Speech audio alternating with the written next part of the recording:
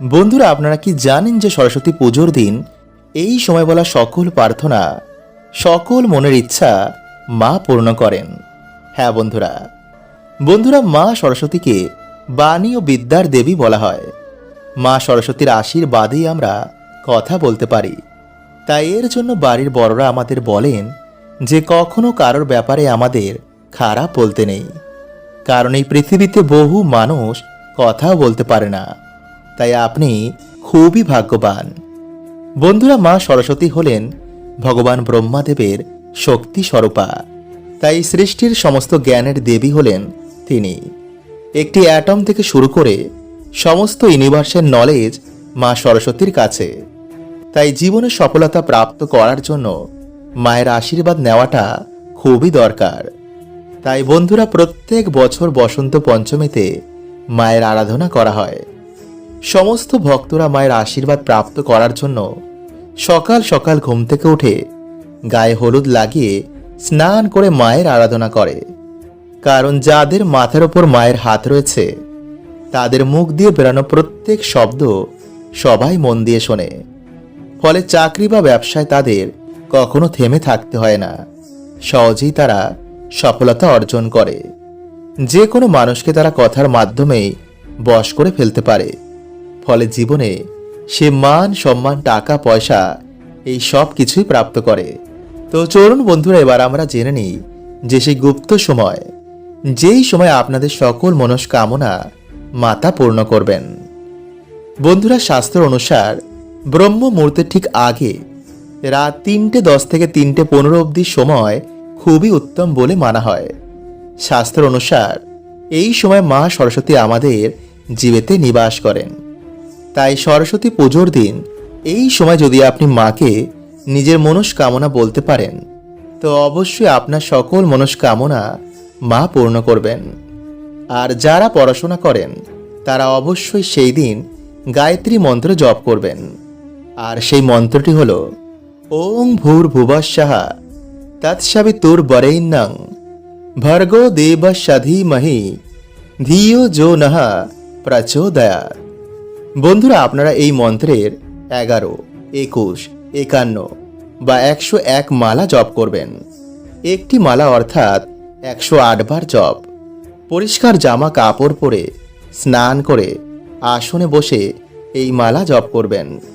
মালা জপ করার আগে হাতে সামান্য জল নিয়ে নিজের মনস্কামনা মাকে বলে একটি সংকল্প নেবেন যে আমি এতগুলো মালা জপ করব, তার বদলে মা আমার সকল মনস্কামনা তুমি পূর্ণ করো। নমো সরস্বতী মহাভাগে বিদ্যে কোমললোচনে বিশ্বরূপে বিশালাক্ষী বিদ্যাং দেহি নমস্তুতে। বন্ধুরা, মা সরস্বতী হলেন শিক্ষা, শিল্প ও সংস্কৃতির দেবী। আমাদের মনের ভিতর থেকে তিনি অন্ধকার, অশিক্ষা, কুশিক্ষা এগুলো দূর করে জীবন আবার আলোয় ভরিয়ে তোলেন। তাই প্রত্যেক বছর আমরা এই বসন্ত পঞ্চমী তিথিতে মায়ের আরাধনা করি।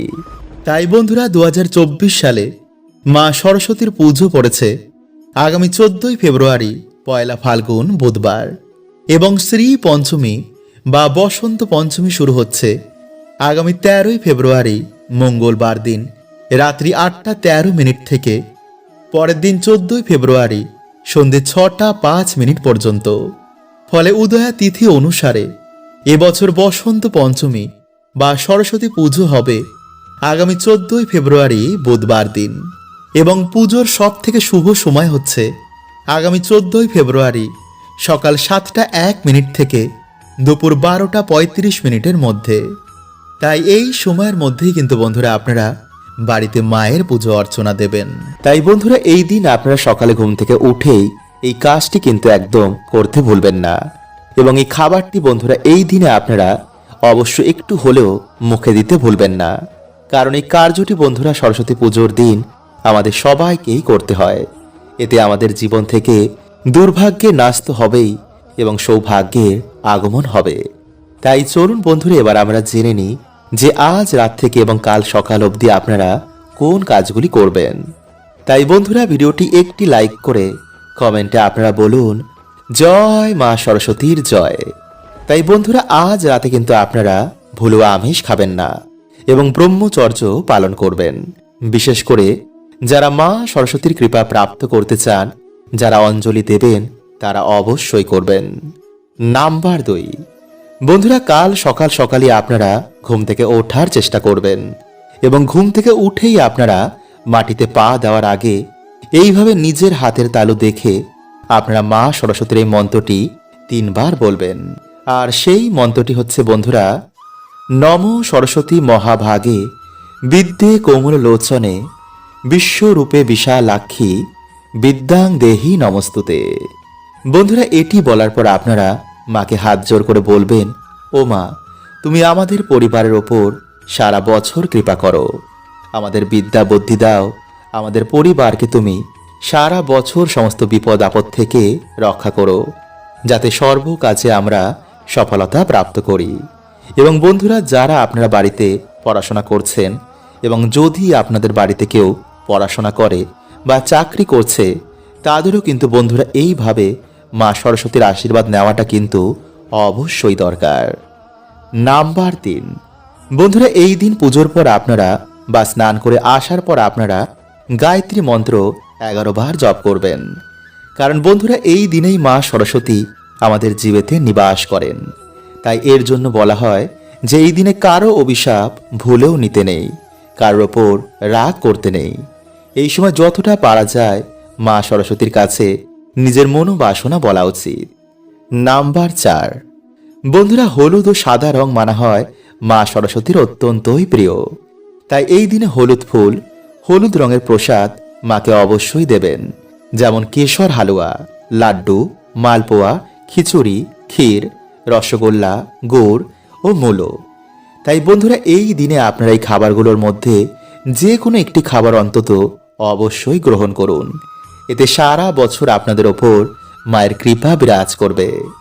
তাই যদি বন্ধুরা আপনাদের ভিডিওটি ভালো লাগে তাহলে অবশ্যই আপনাদের পরিবার এবং বন্ধু বান্ধবের সাথে ভিডিওটি শেয়ার করুন, যাতে তারাও বন্ধুরা এই কার্যটি আজকে এবং কালকের দিনে করতে পারে।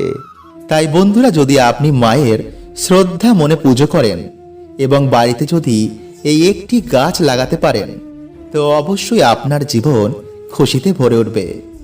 কারণ বন্ধুরাই সরস্বতী পুজো থেকেই বসন্তের আগমন হয়, আর এই বসন্ত পঞ্চমীর দিনই মাই ধরা ধামে আসেন।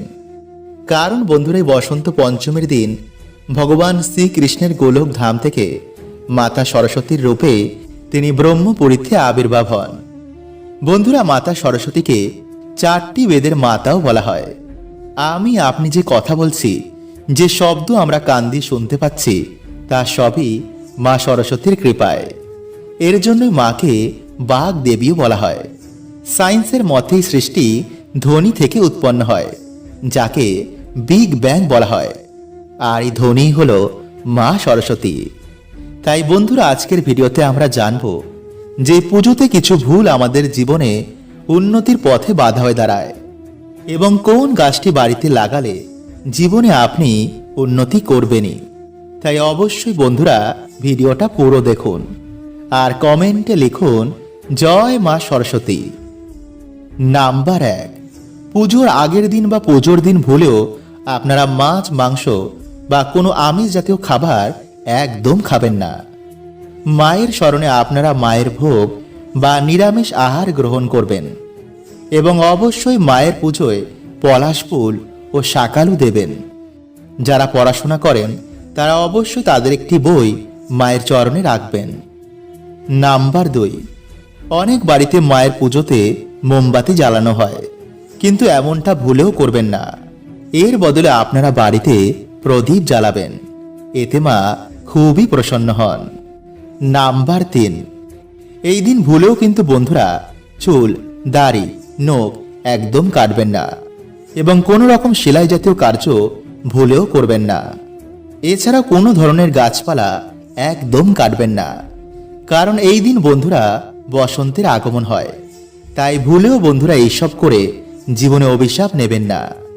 আর সব থেকে ইম্পর্টেন্ট হলো এই দিন মুখ দিয়ে কোনো রকম বাজে কথা একদম বলবেন না।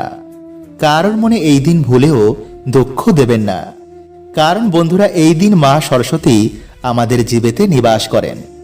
তো চলুন বন্ধুরা এবার আমরা জেনে নিই যে কোন সেই গাছগুলি। নাম্বার 1, কৃষ্ণ তুলসী।